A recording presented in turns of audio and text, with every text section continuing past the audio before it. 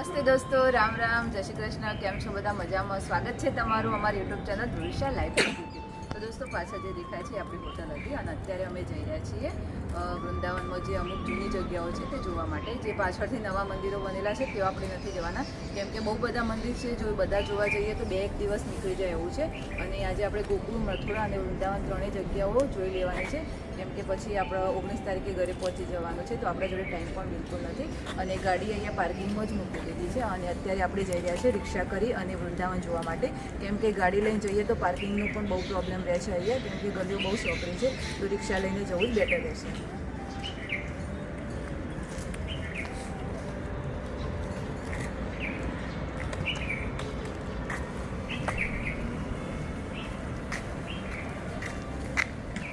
તો દોસ્તો, અહીંયા આ રીતે ઇલેક્ટ્રિક રિક્ષાઓ ચાલે છે. તો ઇલેક્ટ્રિક રિક્ષા આપણે ભાડેથી કરી લીધી છે અને આપણે જે ફરવું છે મેન જગ્યાઓ છે તે ફરી અને રિટર્ન પાછા હોટલ ઉપર આવી જશું. અત્યારે મોર્નિંગમાં ટ્રાફિક ઓછું હોય એટલે આપણે થોડા વહેલા જ નીકળી ગયા છીએ.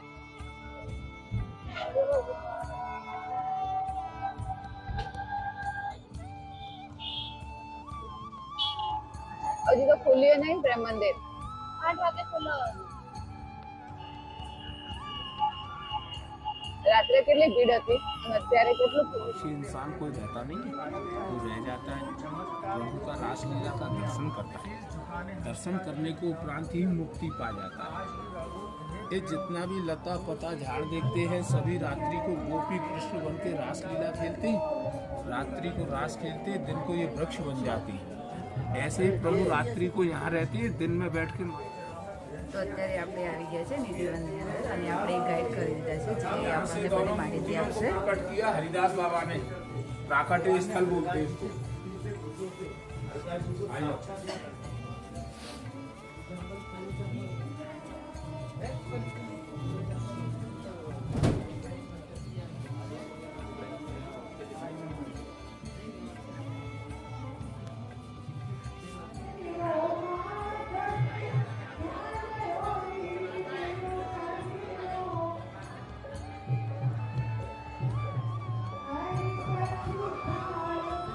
જોઈ અને આપણે આવી ગયા છે ઘાટ. આ છે જે ઘાટ ગોપીઓ સ્નાન કરતી અને ગોપીઓ સ્નાન કરવા જતી એ વખતે કૃષ્ણ ભગવાન ગોપીઓના કપડાં ચોરીને કદમના પેડ ઉપર ચડી જતા અને સામે યમુના ઘાટ પણ છે.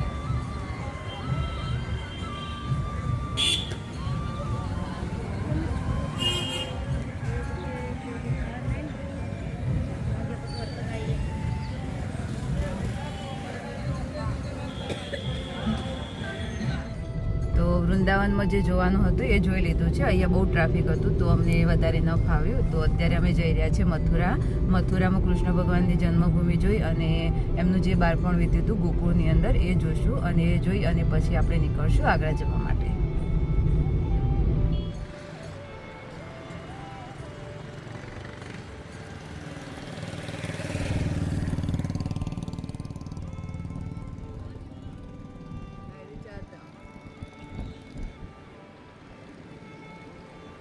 પહોંચી ગયા છે મથુરા. ગોકુળ, મથુરા અને વૃંદાવન બધું નજીકના એરિયામાં જ છે. અત્યારે આપણે જોવા જઈ રહ્યા છીએ કૃષ્ણ જન્મભૂમિ, જે જેલની અંદર કૃષ્ણ ભગવાનનો જન્મ થયો હતો એ જેલ જોવા જઈ રહ્યા છે. ખબર નથી હવે કેવી સિચ્યુએશનમાં છે, જઈને જોઈએ અને તમને પણ બતાવીએ. મોબાઈલ અલાઉડ નથી તો અહીંયા મોબાઈલ મૂકી અને પછી અંદર જોવા જઈએ.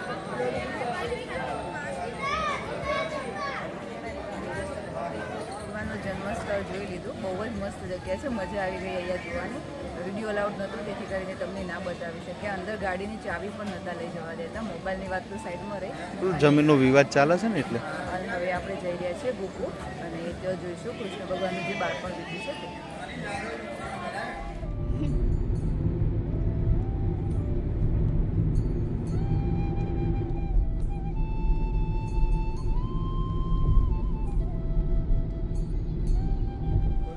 તો ફ્રેન્ડ્સ, આ છે ગોકુળ, જો કૃષ્ણ ભગવાનનો જન્મ થયો હતો.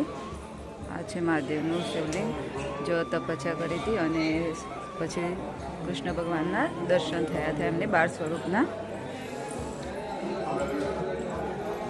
ગોકુળના મોટાભાગના પ્લેસ આપણે ફરી ચૂક્યા છે, પણ ત્યાં મોબાઈલ અલાઉડ નહોતો, તેથી આપણે વિડીયો નહોતા ઉતારી શક્યા.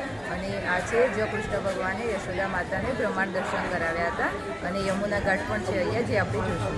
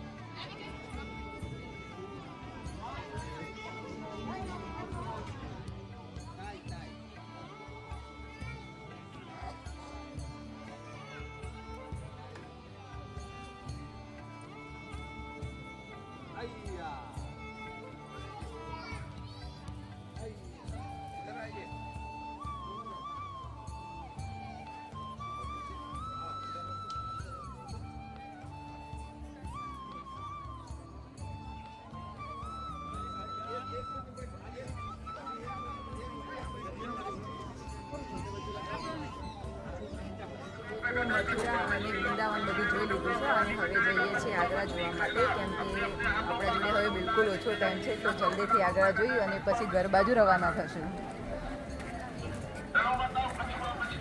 ફ્રેન્ડ્સ, આપણે આગ્રા પહોંચી ગયા છીએ અને અત્યારે જઈ રહ્યા છીએ તાજમહેલ જોવા માટે. ગોકુળથી 40-45 કિલોમીટર જેટલું જ હતું, બહુ દૂર નહોતું. અને હવે આપણે બેસી ગયા છીએ. આવું ઇલેક્ટ્રિક વ્હીકલ છે અહીંયા, જે સીધું તમને તાજમહેલની અંદર લઈ જાય છે. તો આપણે બેસી ગયા છીએ અને હવે જઈશું તાજમહેલ જોવા માટે.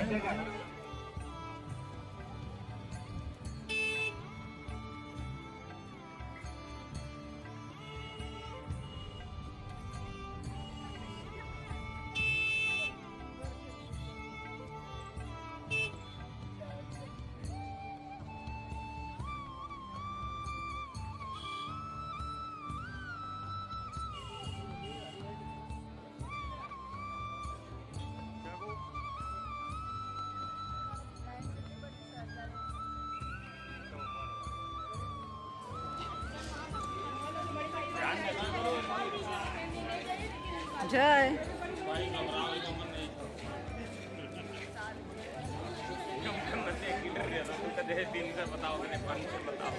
અત્યારે આપણે પહોંચી ગયા છીએ આગ્રાનું તાજમહેલ જોવા માટે. અમે પણ જોઈ લઈએ અને તમને પણ બતાવી દઈએ.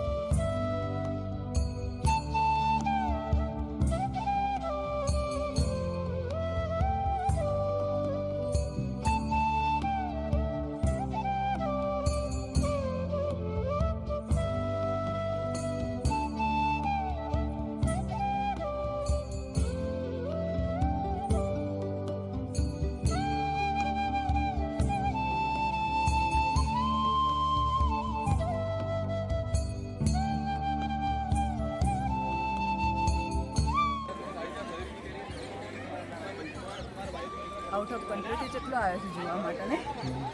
તાજમહેલ 7,000 દિવસ આવી ગયા છે તાજમહેલની અંદર. અહીંયાની એન્ટ્રી માટે ટિકિટ અલગ હોય છે. જો તમે ગેટ ઉપરથી 250 ટિકિટ લઈ લેશો તો તમારે અહીંયાથી અલગ નહીં લેવું પડે. જો તમારે બહારથી જોવું હોય તો 50 રૂપિયાની છે, અને બહારથી ટિકિટ લઈને આવ્યા હોય ને તો અંદર પણ ટિકિટ મળી જાય છે. અને અંદર જવા માટે આ રીતે શૂઝ કવર પહેરીને જ જવું પડે છે. ચલો હવે જોઈ લઈએ અંદરથી કેવું છે બધું.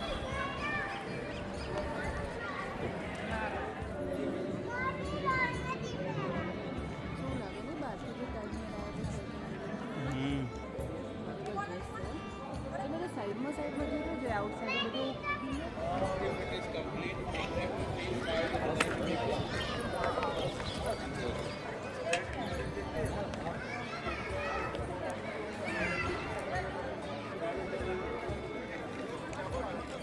મસ્ત સહજે ખરેખર જોરદાર આખો આરસનો છે જેવું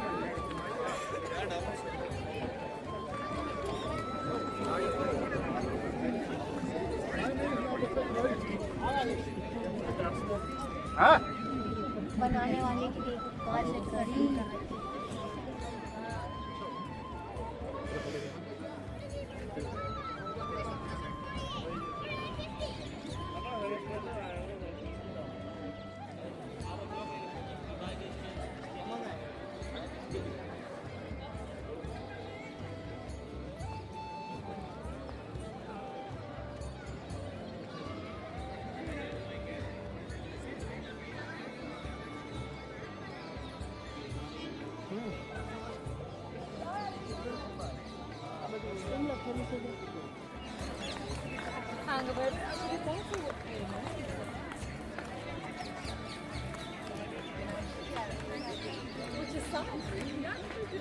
મેં જોઈ અને હવે આપણે નીકળ્યા છીએ અહીંયાથી એક્ઝિટ બાજુ જશું અને પછી ગાડી લઈ અને આગળ જશું.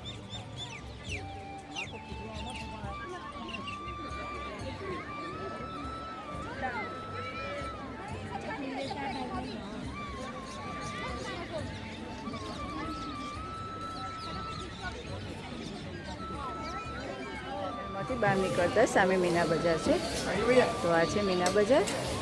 આપણે આવ્યા છીએ તો જોઈ લઈએ થોડું બજાર અને પછી નીકળીએ.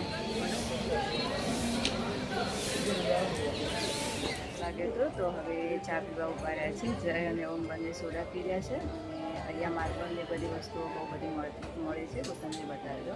જય અને ઓમ બંને સોડા પીવે છે અને મેં ચા મંગાવી છે. અને આ જુઓ માર્બલની બધી વસ્તુઓ, માર્બલ ઉપર કરેલું નકશીકામ.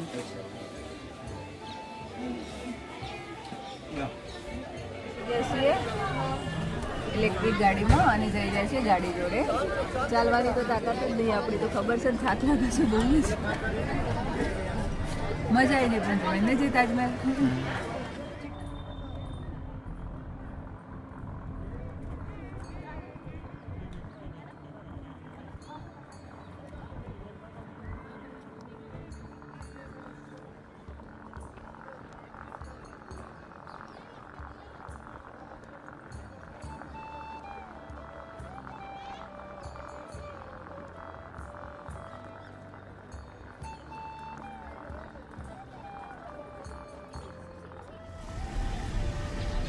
આગ્રાનો કિલ્લો છે ને, પતાર બંધ થઈ ગયો હવે સવારે.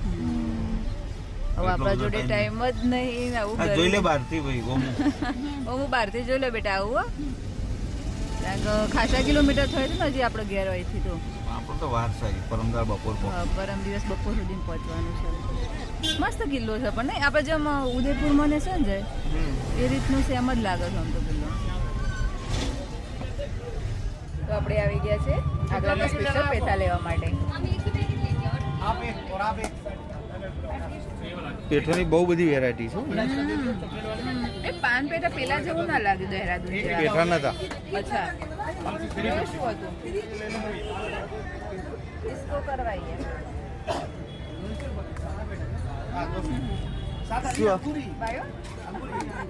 नकली हिंगनी टेस्ट आयो अंदर. सेमी टेस्ट है ना इसका और इसका.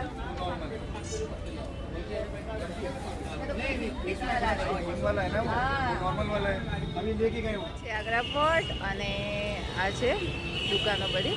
અહીંયાથી આપણે લીધા છે પેઠા. અહીંયા અલગ અલગ વેરાયટીના બહુ બધા પેઠા મળતા હતા. પાન પેઠા, કોકોનટ પેઠા, ઘણી એટલી વેરાયટી હતી ને કે આટલી વેરાયટી તો ક્યારે જોઈ જ નથી પેઠાની. ફર્સ્ટ ટાઈમ જોઈ આટલી વેરાયટી. તો જે ટેસ્ટ બધું ટેસ્ટ કરાય લોકોએ અમને. જે ટેસ્ટ ગમ્યો એ ટેસ્ટ લીધો છે. આપણે કયા કયા લીધા? પાન પેઠા લીધા, રેગ્યુલર પેઠા અને ચોકલેટ પેઠા. 3-4 વેરાયટી લઈ લીધી છે. અને હવે નીકળીએ. Bye bye Agra. ખબર નહીં આવું ફરી ક્યારે આવશું આગ્રામાં. મજા આવી જાય. પણ અત્યારે આપણે ઊભા થઈ ગયા છે હાઈવે ઉપર જમવા માટે. અહીંયા કેમ્પિંગ માટે કોઈ એવી જગ્યા નથી મળતી કે જો આપણે કેમ્પિંગ કરી અને રસોઈ બનાવવામાં ટાઈમ મળી શકે અને થાક પણ લાગ્યો છે. તો કેમ્પિંગ આપણે એવી જ જગ્યાએ કરીએ છીએ કે જો સારું વાતાવરણ હોય અને સારી જગ્યા હોય ત્યાં. અત્યારે આપણે રેસ્ટોરન્ટ ઉપર જમવા બેસી ગયા. 2 દિવસથી તો કેમ્પિંગ કરવાનો પણ ટાઈમ નથી મળ્યો કેમ કે આપણે જે જગ્યાએ જ્યાં તે મોસ્ટલી તીર્થ સ્થળો હતા અને તે જગ્યાઓ એટલી સોકડી હતી કે કેમ્પિંગ તો કરી જ ના શકે. હિમાચલ પ્રદેશમાં મને મજા આવી ગઈ કેમ્પિંગ કરવાની. શાહી પનીર હું મંગાવું છું જે પનીરની સબ્જી મૂકી કોઈ કોઈ શાહી પનીર મસ્ત આવે શાહી પનીર, તંદૂરી રોટી ને છાશ. સબ્જી રોટીને જ કારણ કે ડ્રાઈવ કરવાનું છે ને પાછું જઈને હજી એટલે શાહી પનીર દે દે. જમવાનું આવી ગયું છે અને જઈને અને અમને તો ચાલુ કરી દીધું છે. બહુ ભૂખ લાગી હતી ને હું ગરમા ગરમ ખાવાનું છે અને થોડી થોડી ઠંડી પણ છે તો મજા આવી જશે ગરમ ગરમ.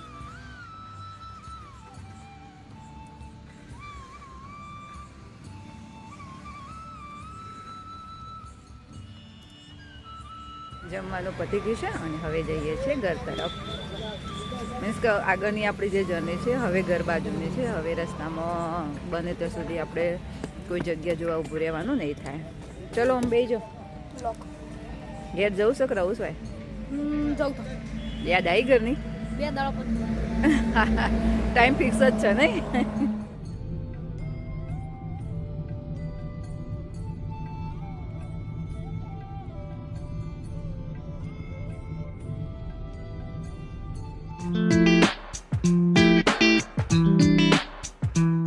દોસ્તો આજની બીટી ટિપ્સમાં આપણે વાત કરવાના છે કોઈ પણ કેમિકલ હેર ટ્રીટમેન્ટ કરાયા પહેલા કઈ બાબતો ધ્યાનમાં રાખવી. સૌથી પહેલું મહત્વનું છે તમારા હેરની કન્ડિશન અને ડેન્સિટી. તમને હેરફોલ થાય છે કે ડેન્ડ્રફ પ્રોબ્લેમ છે, કોઈ પણ પ્રકારની એલર્જી છે અથવા તો તમારો હેરફોલ વધારે થતો હોય તો પણ કેમિકલ ટ્રીટમેન્ટ કરતા પહેલા ધ્યાન રાખવું પડતું હોય છે. તમે પ્રેગ્નેન્ટ હોય તો પણ આ ટ્રીટમેન્ટ ટાળવી જોઈએ અને જ્યારે પણ ટ્રીટમેન્ટ કરાવો ત્યારે તો કોઈ એક્સપર્ટ જોડે કરાવો અને તમને જે પણ હેર પ્રોબ્લેમ હોય તેની વાત સૌથી પહેલા કરી લેવી જોઈએ અને પછી જ હેર ટ્રીટમેન્ટ કરાવવી જોઈએ. અને હેર ટ્રીટમેન્ટ જ્યારે પણ કરાવો ત્યારે કોઈ એક્સપર્ટ જોડે કરાવો કેમ કે કેમિકલ હેર ટ્રીટમેન્ટ પછી પણ અમુક પ્રોબ્લેમો ઊભા થતા હોય છે. તો તમને ખબર જ છે કાલે આપણે આગ્રાથી જયપુર આવવા માટે નીકળ્યા હતા. મીન્સ કે ઘર બાજુ જ જઈએ છીએ હવે. હોટલ ઉપર જમ્યા અને પછી જયપુર 40 કિલોમીટર જેવું બાકી હતું અને સારી જગ્યા મળી તો પછી આપણે આપણો ગાડીમાં બેડ સેટઅપ કરી અને પછી સૂઈ ગયા હતા અને વિડીયોનું એન્ડિંગ કરવાનું રહી ગયું હતું. તો અત્યારે આપણા વિડીયોનું અહીંયા જ એન્ડિંગ કરીએ છીએ અને તમને અમારા વિડીયો ગમતા હોય તો અમારી ચેનલને લાઇક, શેર અને સબસ્ક્રાઇબ જરૂરથી કરજો અને બેલ આઇકન પણ પ્રેસ કરજો જેથી કરીને તમને નવા વિડીયોની નોટિફિકેશન મળતી રહે. મળીએ હવે આપણા નવા વિડીયોમાં. Bye bye.